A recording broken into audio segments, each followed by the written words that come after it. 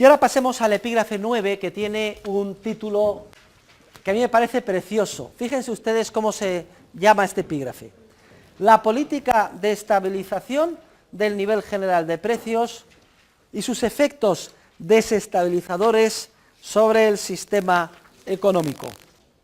Existen etapas en la historia en las cuales, como consecuencia de la introducción de nuevas tecnologías, de la agudización del espíritu empresarial, de la incorporación de volúmenes crecientes de población a los circuitos económicos,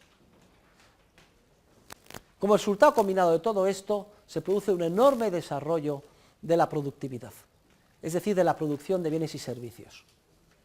Son circunstancias como, por ejemplo, la de los años 20 del siglo pasado. Se introduce una innovación empresarial genial por parte de Henry Ford, la producción en serie. Hasta entonces los coches se hacían uno a uno, por encargo, se hacen en serie. Como consecuencia de esto, ¿qué pasa? Se reducen los costes, se produce mucho más, y lo que antes era un bien de lujo solo para los millonarios se convierte en un bien de consumo masivo para las clases medias populares, el Ford T. Es el caso también de la última década del siglo pasado y de los primeros años de este. Innovaciones tan importantes como la introducción de Internet, nuevas tecnologías en las comunicaciones y, sobre todo, más de 1.000 millones de personas que estaban fuera del circuito y que se incorporan a trabajar en una economía de mercado en China y en India. Esto ha dado lugar a un aumento tremendo de la producción. Queridos alumnos, a igualdad de circunstancias, cuando se producen estos efectos, está el aumento del número de unidades de bienes y servicios producidos y de la calidad de los mismos, que a igualdad de circunstancias el precio unitario tiende a bajar. Y este proceso en el que se produce más a precios cada vez más bajos es la plasmación más favorable y sana del desarrollo económico. Porque aunque ganemos lo mismo, vemos que cada vez lo que compramos nos cuesta menos. Por ejemplo, en el ámbito de las tecnologías, yo recuerdo el primer ordenador personal que compré allá por el año 85, de los primeros que llegaron a España.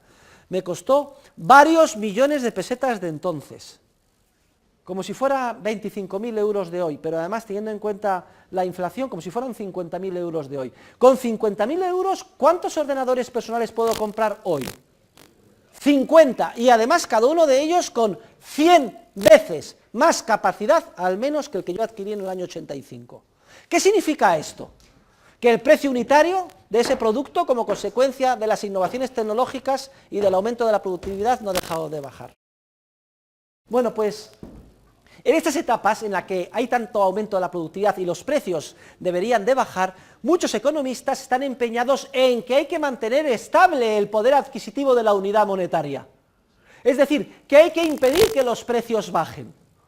Y así en los años 20 del siglo pasado y en los años finales del siglo pasado y comienzos de este, en los que hubiéramos debido de experimentar una rebaja muy significativa en los precios unitarios, en mayor o menor medida, dependiendo del bien en cuestión, pero el resultado de ese aumento de la productividad al que me estoy refiriendo tan grande, resulta que, so pretexto de mantener constante el poder adquisitivo de la unidad monetaria, es decir, impedir que suba el poder adquisitivo de la unidad monetaria como consecuencia de la bajada de los precios, las autoridades han reaccionado inyectando masivamente la masa monetaria necesaria para que los precios no bajaran y mantuvieran su nivel. La llamada política de estabilización del poder adquisitivo de la unidad monetaria en entornos de aumento de la productividad, sin embargo, tiene unos efectos enormemente perniciosos y desestabilizadores. Primero, porque oculta a la ciudadanía lo que de verdad está pasando. En los años 20 del siglo pasado y en los años recientes antes de esta crisis, los precios no han subido mucho. Y por tanto los políticos y los ciudadanos pensaban que se había alcanzado un círculo virtuoso, que jamás se iba a detener. Cuando de hecho el sistema estaba sufriendo una expansión crediticia como no se había visto hace décadas, inyectada en el sistema para compensar esa gran disminución de los precios que se hubieran producido de manera autónoma como consecuencia del aumento de la productividad. El aumento de la productividad fue la coartada para inyectar inflación de manera impune. En otras circunstancias, sin aumento de la productividad, la inyección de la expansión crediticia no habría podido llegar tan lejos, porque sus efectos se habrían sentido antes. Pero en periodos tan dilatados de aumento de la productividad como aquellos a los que me he referido, de los años 20 del siglo pasado o de los últimos 15 o 20 de este, se ha podido mantener durante más de una década la expansión crediticia a ritmo creciente porque los ciudadanos no la han sentido en forma de subida de precios. Solo los especialistas que eran conscientes del enorme aumento de la productividad sabían que solo era posible mantener un nivel de precios más o menos estable a costa de una inyección tremenda monetaria.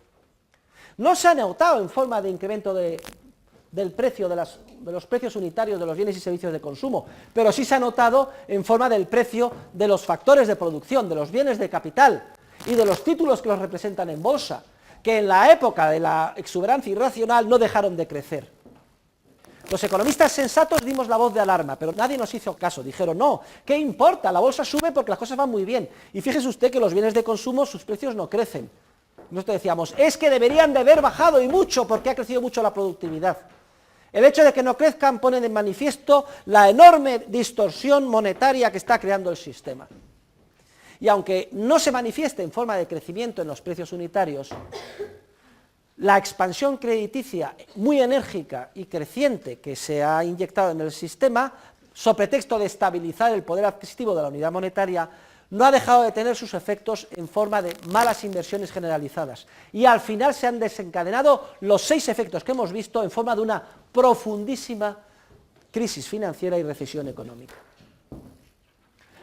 Desde luego, el primer efecto ya lo vimos, crecimiento del precio de los factores de producción y materias primas. Recuerden cómo se puso por las nubes en el año 2007 el petróleo, antes de que se desmoronara todo. El segundo efecto, ¿cuál decíamos que era? Crecimiento más que proporcional del precio de los bienes de consumo. Esto es lo que no hemos experimentado en estos ciclos de los años 20 y en el último. Pero se sustituye en última instancia por lo que viene a ser lo mismo. Aunque en términos unitarios los precios no hayan crecido, ha sido tal el incremento de producción que las ventas de las empresas de los bienes de consumo, que es igual al precio unitario por el número de unidades que se venden, han crecido como la espuma. Y por tanto los beneficios más importantes fueron los del consumo respecto de los de las industrias de capital, el efecto de que te has equivocado, has invertido donde no debía, debes de irte hacia las empresas de consumo, una gran demanda de mano de obra, el efecto Ricardo, todos los efectos se desencadenan igualmente, dando lugar a una crisis financiera y una recesión económica que deja perplejos a los macroeconomistas que no se explican cómo puede haber sucedido tal cosa cuando parecía que se había entrado en un círculo virtuoso e irreversible, en el mejor de los mundos, en el que no había inflación, los precios eran más o menos estables y además nos enriquecíamos casi como por arte del birlibirloque, simplemente comprando en bolsa o pisos o bienes inmuebles y quedándonos esperando viendo cómo subían mes tras mes de valor. Fíjense cómo la teoría económica es una caja de herramientas conceptual que nos permite entender aquello que no se ve, que es lo importante. El buen economista es aquel capaz de entender lo que no se ve, lo que no es obvio. Y por tanto vemos cómo encaja perfectamente toda nuestra teoría en aquellos procesos de crecimiento de la productividad y cómo las políticas de estabilización del poder adquisitivo de la unidad monetaria son profundamente desestabilizadoras.